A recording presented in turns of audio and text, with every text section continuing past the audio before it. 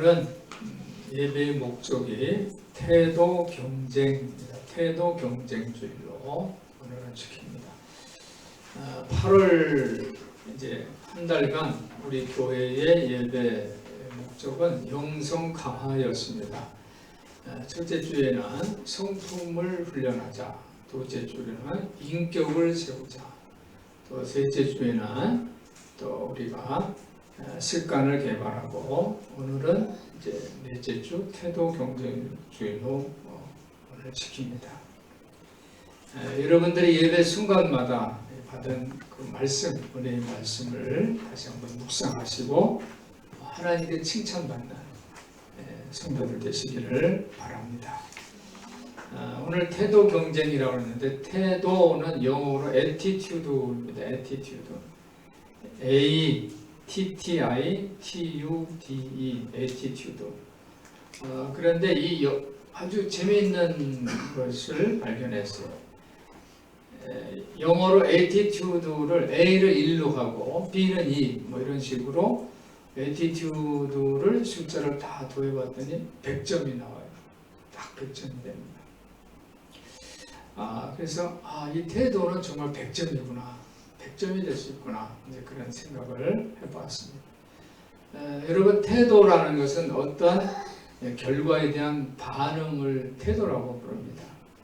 그래서 태도를 통해서 그 사람 됨됨이를 판단할 수가 있습니다. 긍정적인 사람은 긍정적으로 반응하겠죠. 그런데 부정적인 사람은 어떤 모든 결과나 모든 것을 부정적으로 반응을 합니다.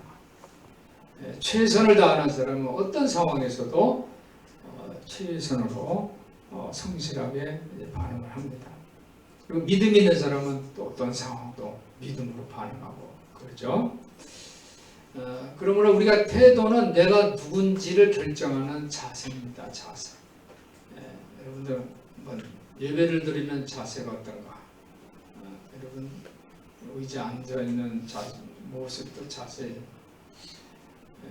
내가 앉을 때 허리를 등에, 여러분 이 의자 뒤에 이제 등받이가 있잖아요. 허리 딱 붙이고 앉아 있나, 아니면 그냥 그건 상관없이 그냥 이렇게 구부정하게 앉아 있나, 이거 다 태도예요. 우리 7살 먹은 우리 지호가 엄마가 다리를 딱 꼬고 앉았으니까 다리를 꼬면 이제 안 좋다는 거예요. 몸이 안 좋다는 거예요. 척추가 안 좋다는 거예요. 그러니까 엄마는 이제 이 다리를 꼬야지 편안하고, 이미 이제 나이 먹었으니까 너나 잘해 하고 너는 똑바로 잘 앉으라고 그러더라고요. 그런데 이미 나이 드셨어도 남녀노소 다 똑같습니다. 다리를 꼬고 앉으면 척추가 안 좋죠. 척추가 자꾸 휘어지게 되고 그렇습니다. 그래서 좋은 자세는, 한번 따라해요. 좋은 자세는 좋은 태도를 만든다. 내가 좋은 자세를 가져야지 좋은 태도가 나오는 거예요. 그래서 좋은 태도가 있으면 좋은 결과, 좋은 반응을 만들 수가 있습니다. 그런데 우리가 좋은 자세는 몸만 말하는 게 아니에요. 정신도 말하고 영혼도 말하는 거예요. 몸과 정신과 영혼 모든 것을 좋은 자세를 가질 때 좋은 반응이 나오고 또 좋은 결과를 만들어낼 수 있는 것을 여러분 기억하시기를 바랍니다. 시골에 어떤 사람이 살고 있었는데, 이 사람은 그냥 매일 기침을 합니다. 아주 병약해요. 참 약한 사람인데, 이 사람 집 앞에 큰 바위가 있었어요. 그래서 들어가고 나오고 하는 게 너무 불편합니다. 그래서 늘 또 이 다니는 길도 힘들고 몸도 약하고 매일 기침하면서 콜록콜록하고 그랬어요. 근데 하나님 앞에 이제 기도를 했습니다. 크리스찬이기 때문에 하나님 앞에 기도해서, 하나님 도와주세요. 나를 도와주세요. 건강하게 해주세요. 도와주세요. 이렇게 기도를 하는데 하나님이 말씀을 해주셨어요. 내 집 앞에 큰 바위가 있지 않니? 네, 그 바위 때문에 집에 들어오고 나오는 것도 굉장히 불편해요. 하나님이 그 바위를 계속 1년 동안 밀어보거라 그랬어요. 그래서 하나님이 주신 말씀이니까 이 사람은 계속 매일같이 그 바위를 힘껏 밀었어요. 힘껏 밀었어요. 1년이 다 되도록 밀었어요. 그리고서 이 사람이 이제 한번 재봤어요. 이 바위가 얼만큼 움직였나 하죠. 1cm도 안 움직여진 거예요. 1cm. 하나님께서 밀으라고 해서 밀었는데 1cm도 안 움직여진 거예요. 그래서 실망을 합니다. 그래서 하나님 앞에 기도를 다시 했어요. 하나님 밀라고 해서 제가 1년 동안 계속 이 바위를 밀었는데 이 바위가 꿈쩍도 하지 않고 1cm도 움직이지 않았어요. 하고 하나님 앞에 원망을 했어요. 그랬더니 하나님이 이렇게 말씀합니다. 내가 너 바위 밀라고 그랬지 바위 옮기라고 그랬냐 그랬어요. 그리고 네 모습을 거울에 비춰보거라. 그래서 거울을 탁 앞에 섰더니 거울에는 매일 기침하고 콜록콜록 했던 그 병약한 모습이 아니라 다른 남자가 건장하고 듬직한 남자가 거울에 비춰졌다는 것입니다.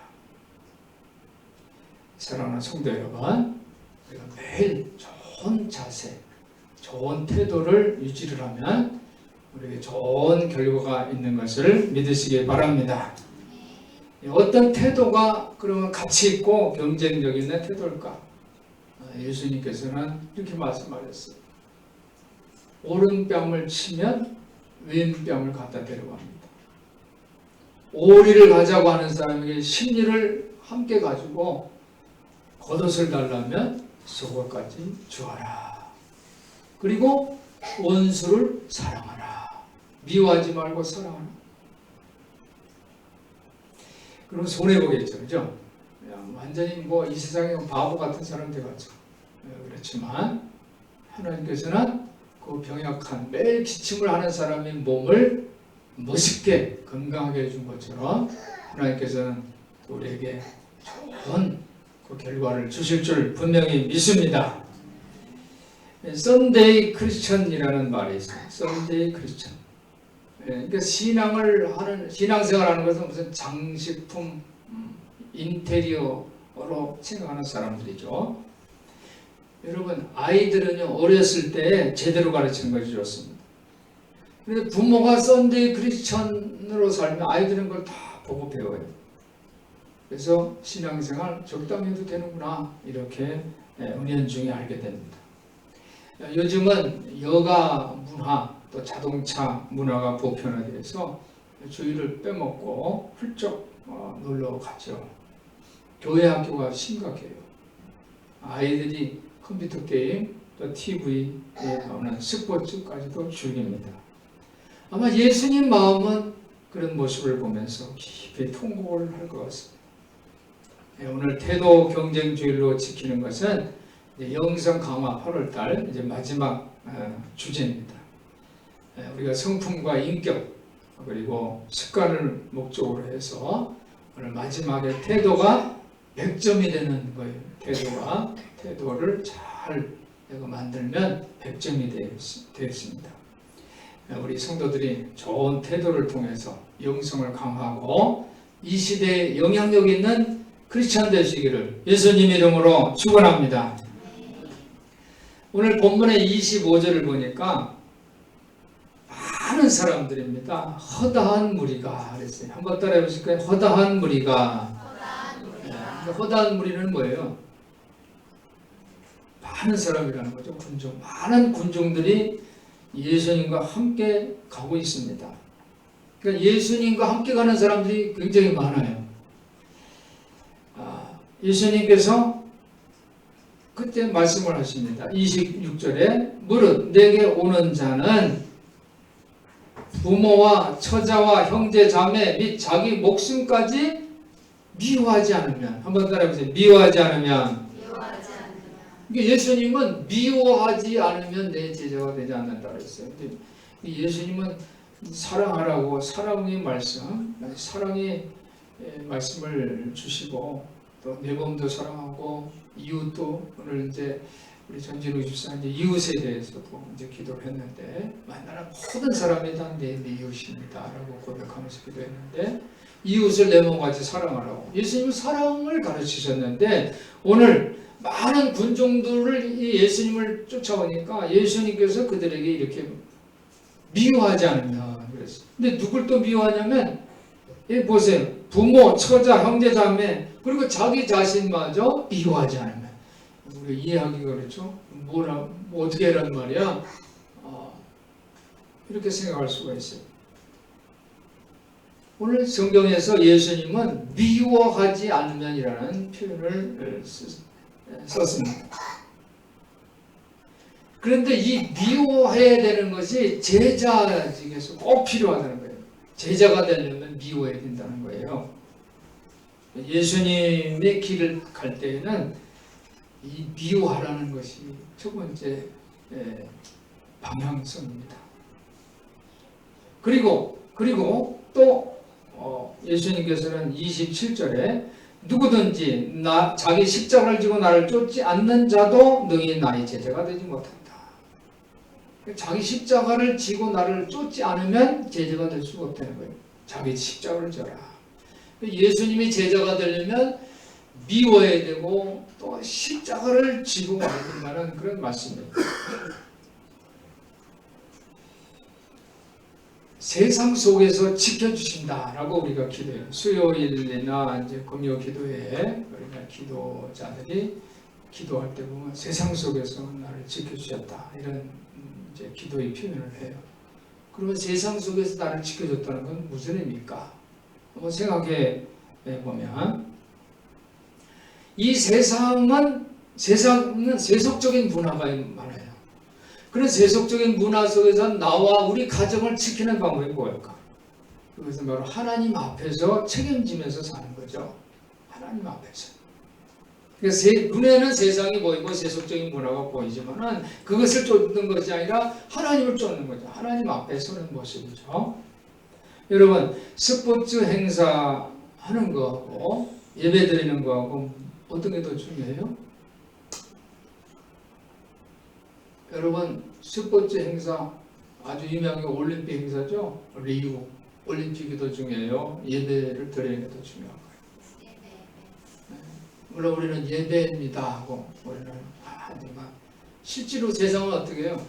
리우 올림픽이 더 중요하죠. 거기에 돈이 엄청나게 돈이 나오고 그렇죠? 여러분 세상에 있는 조직하고 우리 교회에 있는 신앙의 공동체가 어떤 게 더 중요해요? 세상의 공동 조직이 뭐예요? 여러분이 다니는 직장일 수도 있고 학교일 수도 있고 그거하고 우리 교회의 신앙의 공동체가 어떤 게 더 중요해요? 아까 예배라고 했습니다. 우리 김경진 청년들 뭐가 중요하죠? 신앙의 공동체가 더 중요한 거예요. 예배가 더 중요한 거예요. 이스라엘과 유다가 살아계신 하나님을 형식적으로 대했어요. 예배도 드렸어요. 저들이 하나님 앞에 번제도 드리고 소나 양이나 비둘기를 갖다 바쳤어요. 그런데 형식적으로 해서 불순종하니까 하나님이 심판의 칼을 들었어요. 그래서 저들을 다 진멸하죠. 아수르, 바벨론, 페르시아 이런 나라한테 포로로 잡혀가서 나를 뺏기고 막 그래요. 그런데 흔들리지 않고 믿음을 지켰다. 즉 진정한 신령과 진정으로 예배를 드리고 신앙의 공동체를 소중히 여기고 사랑했던 그 남은 자들에게는 여러분 만국을 기업으로 주셨음을 믿으시기 바랍니다. 스가랴서 1장 17절 이하를 보면 그렇게 하나님께서 은혜를 주셨다 그랬어요.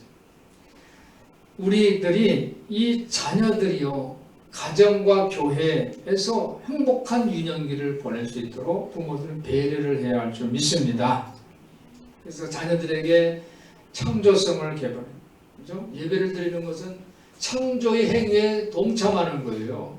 하나님은 창조하셨죠, 세상을. 하나님이 세상을 창조하셨어요. 하나님과 함께하는 예배를 드리는 건 창조성을 개발하는 거예요.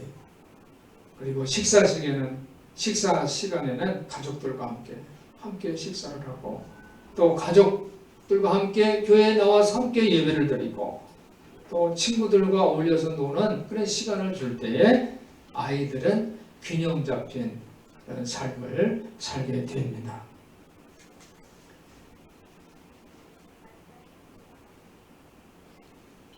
그런데 하나님께 순종하고 예배드리고 찬양하고 이러는 것도 중요하지만 주일날 아침에 야외가 있어요.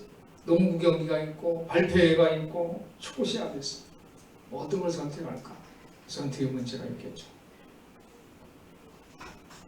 일부 아이들은요, 텔레비 보고 컴퓨터 게임하고 하면서 아주 파김치가 됩니다. 파김치가 돼요. 그거 볼 때는 아주 신나죠. 주변이 모르고 거기만 집중합니다. 그런데 그거는요, 아주 노동 중에도 중노동이에요. 파김치가 됩니다. 이것은요, 괴로운 유년기를 보내는 거예요. 그래서 선수들이 그냥 지치고 그러면 감독이 어떻게 해요? 중간 타임아웃을 부르죠. 잠깐 선수들을 쉬게 해요. 아이들한테도 이 타임아웃이 필요합니다. 중간 휴식입니다. 그래서 아이다운 아이를 만들어야지 그 다음에는 예수 그리스도의 참된 제자가 될 줄을 믿습니다. 사랑하는 성도 여러분, 오늘 많은 사람들, 허다한 무리가 예수님을 지금 쫓아오고 있는데 예수님께서는 나를 쫓아오려면, 나의 제자가 되려면 아버지, 어머니를 나보다 더 사랑하는 사람은 내 사람이 될 자격이 없다는 거예요. 가족을 사랑하는 것이 예수를 사랑하는 것보다 더 사랑하면 내 제자가 될 수 없다고 그렇게 말씀을 하십니다. 우리 여러분들은 예수님을 만나기 위해서 이 시간에 왔어요. 여러분, 하나님께 예배 드리려고 이 시간에 왔는데 오늘 예수님께서는 그런 말씀을 미워하라는 거예요. 그래서 내 인생의 내비게이션인 거냐. 여러분, 내비게이션 참 좋죠. 운전하면 내비게이션 탁 들으면 다 가르쳐줘요. 그 길대로 가면 목적지에 아주 빠른 시간에 기름도 절약하면서 갈 수가 있어요. 오늘 예수님께서 말씀하신 내 제자가 될 수 없다라고 세 가지를 말씀하셨어요. 그것이 우리 인생의 내비게이션이 되시기를 주님의 이름으로 부탁을 드립니다. 인생의 내비게이션, 꿈을 갖고 비전을 갖고 그리고 사명을 이루는 거예요. 이게 인생의 내비게이션인데 그것이 세 가지입니다. 세 가지. 26절에는 어떤 모습이에요? 미워하지 않으며. 첫 번째 방향은 미워하는 거예요. 또 두 번째 27절에 십자가를 지고 나를 따르라는 거예요. 십자가를 지고 나를 따르는 거예요. 또 33절에는 어떤 말씀이 있어요? 모든 소유를 포기해야 된다는 거예요. 포기하지 않으면 나를 쫓아올 수가 없다는 거예요.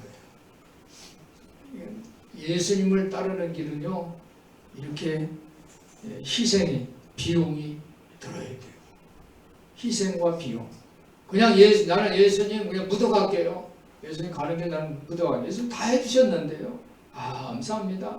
말하면 예수님 제자가 될 수 있다? 아니에요. 오늘 허다한 무리, 군중들이 예수님을 다 쫓아가요. 다 예수님께 뭔가 얻기 위해서 가는 거예요. 그런데 진정한 그 목적지를 도착하려면 어떻게 해야 된다는 것을 예수님께서 다 구원받고 다 복받는 게 아니라, 다 제자가 되는 게 아니라 비용을 지불해야 된다는 그런 말씀입니다. 그 비용이 비워야 된다는 거예요. 십자가를 지어야 된다는 거예요. 모든 소유물을 포기해야 돼요. 이 세 가지가 다 쉽지가 않아요. 어떻게 부모를, 가족을 미워해요? 그런데 예수님은 부모와 가족보다 나를 더 사랑하라는 거예요. 우선순위는 나다는 거예요. 예수 그리스도라는 거예요. 그래야지 내가 가는 길을 함께 갈 수 있다는 거예요. 이 군중들이 나를 쫓아오지만 내 길은 다르다는 거예요. 십자가를 지라는 거예요. 십자가. 여러분, 십자가를 지는 것은 훈련입니다. 그 병약하고 매일 기침을 했던 그 연약한 그 남자가 1년 동안 계속 그 바위를 밀었잖아요. 그 바위를 미는 게 얼마나 힘들었겠어요. 그죠? 처음에는 이 바위 밀 때 그냥 온몸이 막 저렸을 거예요.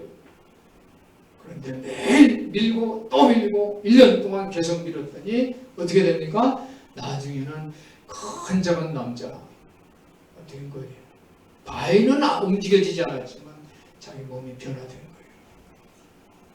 자기 십자가를 지고 예수님을 쫓을 때 우리는 예수님께서 인정하는 하나님 나라를 세우는 그런 멋진 제자가 될 줄 믿습니다. 모든 소유물을 포기하지 않으면 이런 거예요. 우선순위가 내가 갖고 있는 그러니까 내가 필요한 거 이거가 아니라 하나님 나라라는 거죠. 그래서 그것을 다시 예수님이 설명합니다. 28절부터 32절까지 예수님이 설명하는 게 뭐냐면 비용을 계산하는 거예요. 무슨 일을 할 때 비용을 먼저 계산해야 된다는 거죠. 그래서 두 가지 예를 예수님이 말씀하셨는데 첫 번째는 망대를 치는 거죠. 망대. 28절에 너희 중에 누가 망대를 세우고자 할 때 망대를 내가 짓는데 그냥 짓는 게 아니라 이 전체 그 예산을 세워야 될 거 아니에요. 설계를 해야 될 거 아니에요. 비용을 꼼꼼히 따져야 된다는 거죠. 그런데 만약에 그것을 따지지 않고 준비를 하지 않으면 나 망대 친다 해놓고서 마무리를 못 지면 사람들이 저 사람 시작만 하고 마무리를 못하네 비웃게 된다는 거죠. 그렇죠? 우리 사람들 중에 보면 그런 사람도 있잖아요. 뭘 하면 끝까지 마무리를 꼼꼼히 잘하는 사람이 있는데 한 달 시작해놓고 끝머리는 안 해요. 다른 사람이 꼭 손을 대야지 되는 그런 사람들 있잖아요. 그런 사람들은 뭐를 믿을 수가 없죠. 그런 사람들한테는 중요한 일을 맡길 수가 없죠. 비용을 꼼꼼히 계산하는 우리 성도들 되시기를 예수님의 이름으로 부탁을 드립니다. 두 번째로는 또 어떤 예냐면 둘째는 2만의 군대를 가진 적이에요. 그러니까 나는 만 명의 군사가 있고 상대방 적국은 2만이에요. 10,000명하고 20,000명을 싸우면 어떻게 해요? 더 많은 군대를 가진 사람이 이길 거 아니에요. 그랬을 때 10,000명을 가진 그 왕은 어떻게 해야 되느냐 이게. 질 것 같으면 빨리 가서 적이 쳐들어오기 전에 먼저 가서 화해, 평화적을 이루어야지 내가 이제 망할 수 적군에 의해서 공격을 받지 않을 수가 있다는 거죠. 그러니까 미리 사신을 보내서 화평을 청해야 된다는 거예요. 그래서 오늘 망대를 짓거나 아니면 전쟁을 하기 전에 먼저 비용을 꼼꼼히 계산해야 된다라는 것이 예수님의 말씀입니다. 첫 번째는 미워하라. 그죠? 부모, 가족들 다 미워하라. 두 번째는 십자가를 지라. 이런 것은 어떻게 보면은 그 말씀을 들을 때, 야, 이게 뭐야? 용기가 막 꺾여지고 막 그럴 수가 있어요. 그런데 두 번째, 망대를 지을 때는 비용을 계산하고 또 적군과 싸울 때는 먼저 질 것 같으면 화해를 청하고 뭐 이런 것은 어떻게 보면 용기를 주는 그런 말씀이 될 수가 있어요. 사랑하는 성도 여러분, 오늘 예수님은 예루살렘으로 향하고 있어요. 예수님이 목적지는 예루살렘입니다. 그런데 이 예루살렘을 가는데 예수님을 따르는 사람이 허다한 무리예요. 많은 군중이 예수님을 따라요. 이들도 아마 예수님 예루살렘 간다면 같이 예루살렘을 갈 거예요. 그런데 예수님은 이 예루살렘에 가려면 정말 헌신적인 제자, 참된 제자가 필요한 거예요. 예루살렘에 가서 일어날 일에 대해서 예수님이 이미 다 아세요. 거기에는 골고다가 있고 예수님은 거기 골고다에 십자가 달려 죽으실 거예요. 많은 군중은 심지어 제자들조차도 상상조차도 하지 못하고 있습니다. 거기를 함께 예수님과 가야 할 사람은 허다한 무리 군중들이 아니에요. 참된 제자, 참 제자들이어야만 예루살렘에 갈 수가 있습니다. 그래서 예수님은 하나님 나라를 세울 헌신적인 제자를 지금 찾고 있어요. 망대를 짓는 사람, 싸우러 나가는 왕은 바로 예수 그리스도십니다. 예수님은 이 망대 건축을 포기하기로 생각하지 않아요. 반드시 나는 망대를 짓고야 말겠다. 예수님은 생각하고 계십니다. 그리고 예수님은 이만의 군사를 가진 적에게 그래 먼저 사신을 보내서 화평해야 되겠다 이런 생각도 하지 않고 예수님은 일반의 군사를 가지고 이만의 군사를 향해서 이기려고 화평을 청하는 것이 아니라 이기려고 승리하려고 생각하는 임금이십니다. 28절을 보니까 너희 중에 누가 망대를 세우고자 할진대 자기 가진 것이 중공아지까지 족할런지 먼저 앉아 그 비용을 예산하지 아니하겠느냐 그랬어요. 예수님이 제자들 중에는 몸소 계산하는 비용을 계산하는 사람들이 있다는 거예요. 너희 중에 있지 않겠느냐라고 예수님 말씀하셨어요. 그리고 그들도 이러한 것을 알고 계세요. 예수님을 자기는 따르고 있다고 믿고 있습니다. 그래서 예수님은 이 망대를 반드시 지으실 거예요. 그런데 이제 전투가 시작되는 거예요. 망대는 지을 수 있지만 전투를 시작하는데 이쪽 군사는 1만, 적군은 2만. 예수님에게는 예수님 의견에 동조하고 하는 동조자가 필요한 것이 아니라 찬성합니다라고 찬성자가 필요한 것이 아니라 지금 예수님은 군인이 필요한 거예요. 십자가 군병이 필요한 거예요. 그러기 위해서는 예수님이 곤경에 처할 때에 가족보다 부모보다 예수님을 더 우선적으로 자기 생명보다 예수님을 더 중요하게 여길 군인이 필요한 거예요. 예수의 군인들, 예수의 십자가 군병들 되시기를 주님의 이름으로 부탁을 드립니다. 그러기 위해서는 3가지 훈련을 해야 돼요. 미워해야 돼요. 미워할 줄 알아야 돼요. 자기를 미워하고 부모를 미워하고 형제자매를 미워할 줄 알아야 돼요. 그리고 자기 십자가를 질 줄 알아야 돼요. 그러기 위해서는 어떻게 해야 돼요? 애티튜드, 100점이 필요합니다. 100점. 그런 경쟁적인 있는 그런 사람들이 필요해요. 예수님이 도와주실 때, 예수님이 오병의 기적을 베풀고 굶주림을 면해줄 때, 내 질병을 고쳐줄 때, 내 친구를 살려줄 때, 그때는 예수님이 필요했지만, 나를 도와주실 때는 예수님이 필요했지만, 그러나 정작 예수님이 예루살렘으로 들어가서 십자가를 지실 때에 내가 외면한다면 하나님 나를 세울 수가 없어요. 예수님이 필요할 때가 있습니다. 이 땅에 하나님 나라 천국을 세우려면 예수님의 참된 제자가 되어야 할 줄 믿습니다. 여러분의 삶에 천국을 세우고 싶습니까?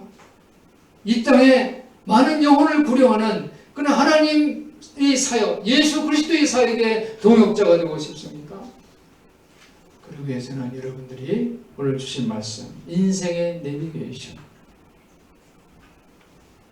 인생의 내비게이션, 망대를 짓는 사람, 이만을 가진 적국과 전쟁에서 승리를 해야 할 참된 군사.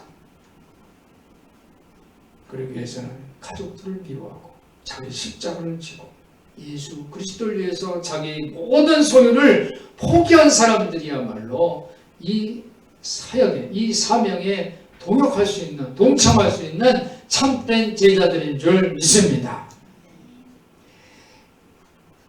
예수님을 괴롭히는 사람이 누군지 아세요? 예수님을 괴롭히는 사람들은 망대 짓는 것을 구경해요. 구경하는데 비용이 모자라는 거예요. 그러면 질 수가 없어요. 그러면 예수님을 괴롭히는 사람들은 어때요? 구경하다가 어떻게?